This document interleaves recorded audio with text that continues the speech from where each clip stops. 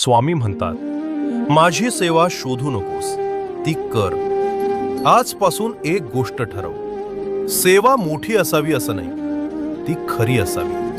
आज एखाद्या माणसाला तुझं ऐकणं गरजेचं असेल, शांतपणे ऐक. हीच स्वामी सेवा.